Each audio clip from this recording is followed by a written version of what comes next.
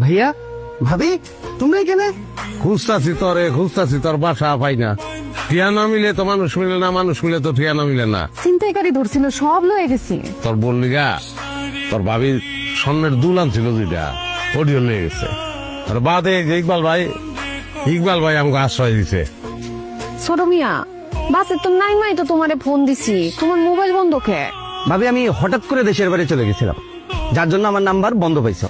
তো তুই এনে গেলি গা, তুই কি কোনোভাবে খবর পাইছো যে আমরা এনে আছি? খবর পেলাম কিভাবে মানে? এটা তো আমারই বাড়ি ভাই। কি গছ তোর বাড়ি? হ্যাঁ ভাই, এটা আমারই বাড়ি। এটা তো রাকিবুল ইসলামের বাসা। ইকবাল ভাই তো এটাই কইছে আমরা।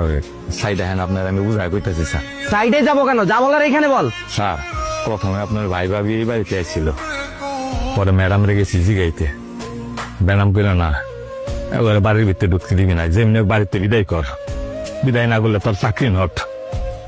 ভাইয়া ভাবি তোমরা একটু দাঁড়াও, আমি আসছি।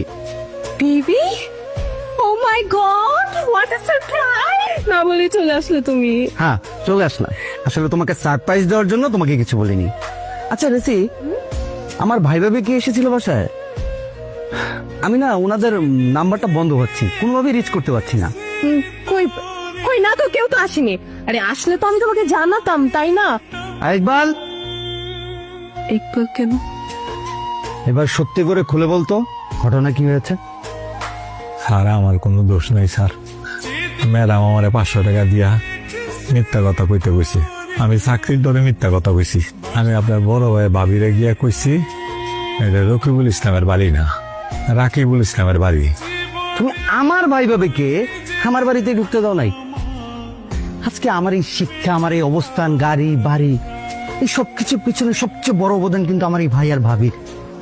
আজকে সেই ভাই ভাবি তোমার জন্য রাস্তায় রাস্তায় ঘুরে বেড়াচ্ছে, কত কষ্ট করে টাকা জমিয়ে তোমার জন্য দুটা কানের দুল নিয়ে এসেছিল। সে কানের দুল দুটাও চিন্তা করে নিয়ে গেছে।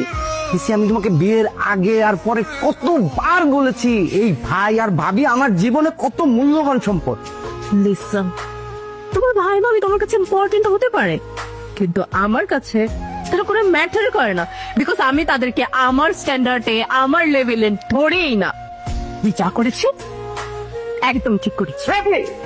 তুই আমার বোনের গায়ে হাত তুললি, তোর এত বড় সাহস!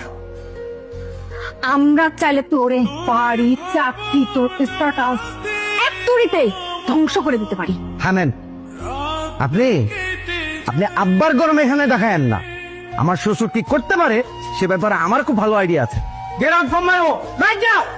এই বল, ওদেরকে বাসা থেকে বের কর। খবরদার, বেরো, খবরদার, বেরো। তুমি কিন্তু আজ মানে করতে হবে। আমার বাবা দেখতে বউ করে দেখিস, তোর চাকরি কিভাবে তুই একটা করে সেটা আমি দেখবো। ইকবাল ভাই কি করলেন বুঝলাম না তো। যা করছি সারার আদার করছি এবং ঠিক করছি। ঘরের মধ্যে শয়তান বউ রেখা আমি তো আমার এই ফেরেস্তার মতো ভাইয়ার ভাবিকে ঘরে ঢুকাইতে পারতেছিলাম না, এই জন্য শয়তান বিদায় করলাম।